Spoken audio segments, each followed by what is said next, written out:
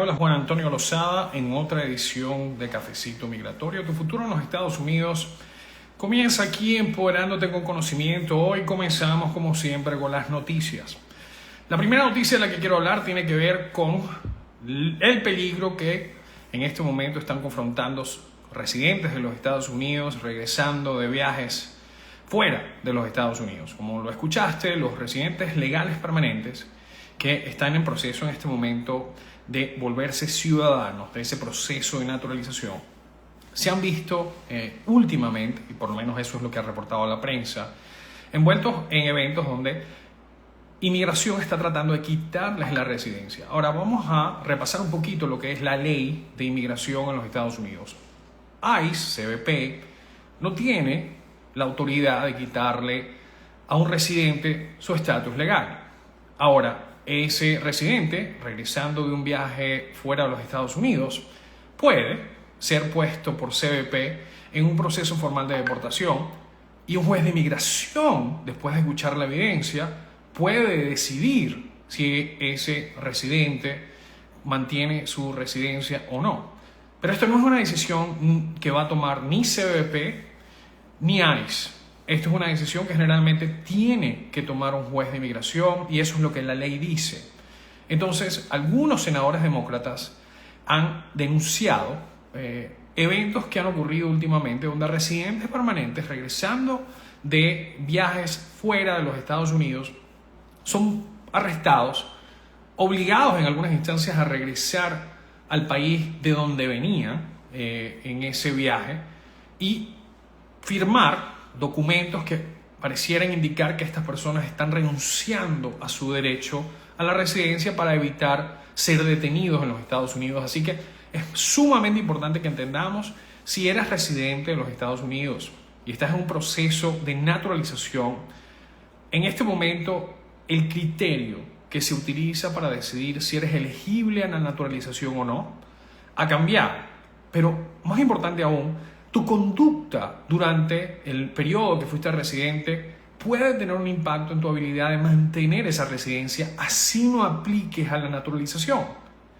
Cuando apliques a la naturalización, después de 3 años, si te casaste con un americano o una americana, o después de 5 años, si estás haciéndolo de cualquier otra manera, o 4 años si obtuviste tu residencia a través del asilo, tienes que mantener una calidad de vida y un estándar de vida que le diga a los Estados Unidos que tú eres un buen fit para volverte un ciudadano americano. De otra manera, lo que podría ocurrir es, en vez de darte la ciudadanía, lo que pueden es quitarte en algunas instancias la residencia, cuando especialmente omites información relevante y material en tu aplicación de naturalización. Muchas personas creen que deben hacerse ciudadanos tan pronto como sean elegibles para hacerlo.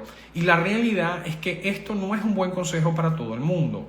Si eres residente y cometiste un crimen, la primera cosa es que tienes que hablar con un abogado de inmigración antes de declararte culpable a ese crimen. No puedes simplemente manejar ese caso con el abogado penalista. Tienes que envolver a un abogado de inmigración que entienda las consecuencias de ese proceso penal en tu proceso migratorio. Si no, puedes estar tomando una decisión que conlleve a que pierdas la residencia permanente, que pierdas la oportunidad de hacerte ciudadano. Así que es sumamente importante que nunca te declares culpable a ningún crimen, así sea un ticket de tránsito, sin el consejo de un abogado de inmigración que se especialice en Crimigration, que es de nuevo un análisis detallado de las consecuencias en tu estatus migratorio de cualquier actividad penal. Así esa actividad criminal no resulte en que te declaren culpable. Entiende que para inmigración, un deferred adjudication, algunos de estos programas donde no terminas en tu récord, teniendo un récord con ese crimen, para efectos migratorios, muchas veces que tú hagas un programa como ese tiene otras implicaciones de las que tiene para el estado donde te declaraste culpable. Así que, de nuevo, insisto, sumamente importante que hables con un abogado de inmigración antes de empezar tu proceso de naturalización para que esa persona haga un análisis y ese abogado haga un análisis de tu perfil de riesgo. Es muy importante que hables con un abogado de inmigración cuando estés confrontándote con un proceso o una investigación penal, sumamente importante. Y además de eso, si vas a salir de los Estados Unidos y hay algo que te hace ruido, omitiste información importante en alguno de tus procesos antes de recibir la residencia, no salgas sin hablar con un abogado de inmigración, porque de nuevo te puede pasar como le está pasando a estas personas que está reportando CBS News, que al tratar de regresar a los Estados Unidos con su residencia se están confrontando con una pared. Ahora, vamos a hablar un poquito de los nuevos estándares que la administración de Trump está utilizando para decidir si tú mereces ser ciudadano de los Estados Unidos o no. Como algunos de ustedes quizás ya saben, la prensa ha reportado cambios importantes en el proceso de naturalización en los Estados Unidos. Ahora, no es suficiente que hayas pagado tus impuestos, no es suficiente que siempre hayas pagado manutención familiar en caso de que estás divorciado, tuviste hijos con esa pareja y ahora tienes responsabilidades de pagar por su manutención. Esto, de nuevo, han sido históricamente dos razones por las cuales te pueden negar una ciudadanía, porque dejaste de pagar tus impuestos o le debes le debes dinero al IRS, o porque no pagaste tus obligaciones bajo las leyes de protección a los menores y que obligan en casi todos los estados a que tú pagues por la manutención de tus hijos cuando te divorcias, especialmente si no eres el padre o la madre que terminó con la custodia del menor. Esto siempre ha sido un tema que los oficiales de inmigración han considerado, pero ahora hay otras cosas que van a ayudar al oficial y que el oficial ahora tiene que considerar antes de llegar a la conclusión que tienes el buen carácter moral para merecer la residencia de los Estados Unidos. Vamos a hablar de ejemplos. Si tienes un montón de tickets de tránsito, ahora esto puede entorpecer tu habilidad de volverte residente, puede evitar que te hagas residente. Si llevas a cabo conducta que el gobierno de los Estados Unidos considera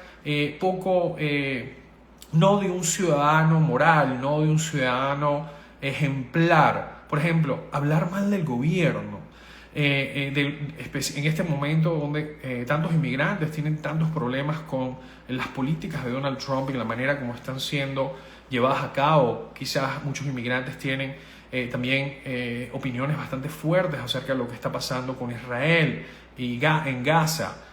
Todos estos son temas bastante controversiales y ahora, si no te alineas, no alineas tu pensamiento con el pensamiento del gobierno de turno, sobre todo si ese gobierno de turno es Donald Trump, corres el riesgo de perder la oportunidad de hacerte residente en los Estados Unidos. Así que mucho cuidado con esto, porque ahora, además de que el examen va a ser más difícil, va a tener 20 preguntas en vez de 10, ahora poder probar que tienes el buen carácter moral va a envolver un montón de cosas, incluyendo que tengas imagínate tú, una historia estable laboral. Tienes que haber tenido una historia laboral estable. Si tienes una compañía y tienes demasiadas demandas o tu compañía no pagó impuestos, eso también puede impactar tu habilidad de hacerte un ciudadano de los Estados Unidos bajo esta nueva directriz de la administración de Donald Trump. Así que mucho cuidado con esto. Un juez federal ordena dejar de compartir datos de Medicaid de inmigrantes a ICE. Esto es después de que varias agencias gubernamentales han llegado a acuerdos, han firmado acuerdos con ICE para proveer información acerca de, por ejemplo, las personas que pagan impuestos, los tributantes. En este momento, el Departamento de Internal Revenue Service, el IRS, que es la autoridad tributaria en los Estados Unidos, ha llegado a acuerdos con ICE donde comparten información acerca de los tributaristas o las personas que pagan tributo. Esto ha causado alarma en la comunidad inmigrante porque muchos piensan que ahora están entre la espada y la pared. Si están en una situación irregular y declaran impuestos, pueden terminar metiéndose en problemas, pero si no declaran impuestos, eso sería evasión de impuestos y tendrían que confrontarse con otras consecuencias. Así que verdaderamente una situación complicada para muchos inmigrantes en este momento que están viendo cómo las agencias del Ejecutivo están violando, a mi juicio, los derechos de protección de datos de estas personas, de estos inmigrantes, y compartiendo información con otros entes del Estado, incluyendo ICE. Pero en este caso el juez, por lo menos por ahora, ha ordenado a Medicaid que deje de compartir los datos de inmigrantes. La fiscal general Pam Bondi declara que la ciudad de Washington, D.C. no será una ciudad santuario bajo la administración de Trump y pone controles mucho más grandes sobre la manera como la fuerza policial actúa en el distrito capital de Washington. Greg Abbott, el gobernador del estado de Texas, celebra la apertura del centro de detención de ICE más grande de los Estados Unidos, como lo habíamos compartido con ustedes la semana pasada en la base militar en El Paso, Texas, cerca de la frontera entre México y Estados Unidos. Se ha abierto un centro de detención con capacidad, por lo menos preliminar, de más de 1,000 camas en Fort Bliss, Texas. Así que esta inversión ha sido una inversión millonaria por parte del estado de Texas, también del gobierno federal, y en este caso Greg Abbott está celebrando junto con la administración de Donald Trump esta inversión millonaria, a pesar de todas las irregularidades que han habido y que han sido denunciadas como parte de los proyectos de construcción y de licitación para la construcción de este centro de detención, que va a costar el doble en términos para las personas que pagan tributo en los Estados Unidos. Esto le va a costar a los tributantes el doble de lo que les hubiera costado camas en un centro de detención hecho con ladrillo y cemento, por los altos costos de mantener los estándares necesarios para tener seres humanos dentro de un centro de detención. Estos centros de detenciones, como el de Fort Bliss, Texas, que fueron construidos con materiales temporales, como una especie de carpas, están, de nuevo, está comprobado que van a ser muchísimo más costosos de correr que otros centros de detención. Susan Berot me pregunta: ¿se debe dar aviso a UCIS si mi hija menor de edad, bajo mi petición de asilo afirmativo, va a estudiar a Europa y no estará bajo el asilo? No es necesario que le hagas saber. También si a ti te aprueban el asilo y ella está en Europa, tú en algunas instancias vas a poder pedir una I-730. Yo sí te invito a que hables con un abogado de inmigración. Hay razones por las cuales quizás tenga sentido que se le comunique a UCIS que tu hija se va a ir del país, cosa de que si ni Dios lo quiera a ti te niegan el asilo, que ella tú terminas en un proceso formal de deportación, ella no corra las mismas consecuencias. También te recomiendo que hables con un abogado para entender las ramificaciones de que tu hija salga del país en su vía a Europa, porque pudieran haber ramificaciones para su habilidad después de retornar a los Estados Unidos. Así que bien importante esto, ¿ok? Si ella entró con esta, por ejemplo, y se quedó más allá de los 90 días, estas son cosas que quieres hablar con un abogado antes de tomar una decisión. Eurídice Aponte pregunta: ¿puedo viajar a Puerto Rico para prácticas de enfermería teniendo parol, asilo y ajuste cubano, con permiso de trabajo y licencia? De nuevo, no sé cómo entraste a los Estados Unidos. Si entraste por la frontera, muchos de estos parol han sido eliminados.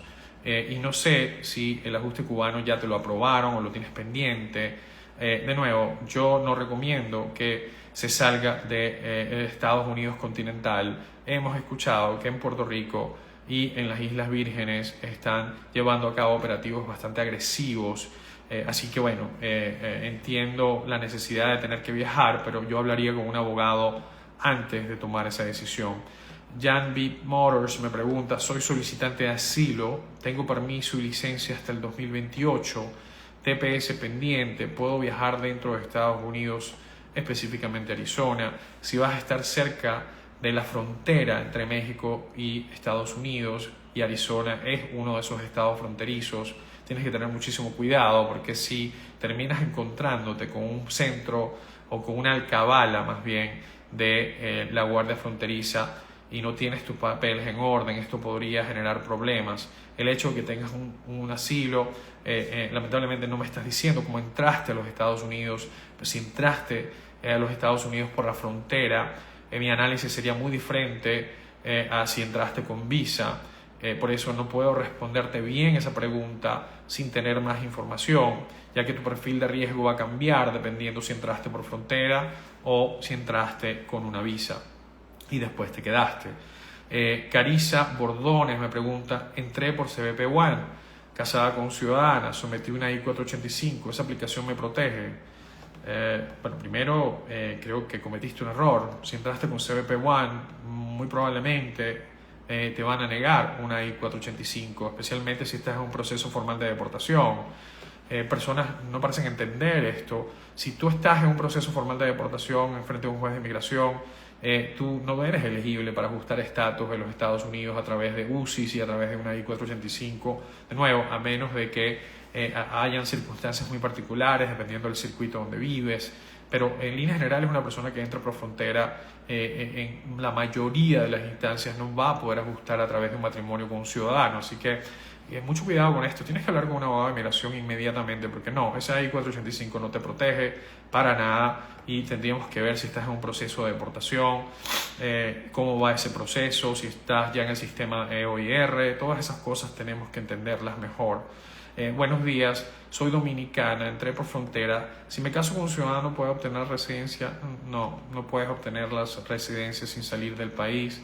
Entonces tendrías que hablar con un abogado. El hecho que estés casada con un ciudadano, en este caso, no creo que te vaya a dar mayor beneficio a la hora de regularizar tu estatus, especialmente si tienes un caso en corte. Así que lamentablemente tienes que hablar con un abogado lo antes posible, porque corres riesgos importantes de ser detenida.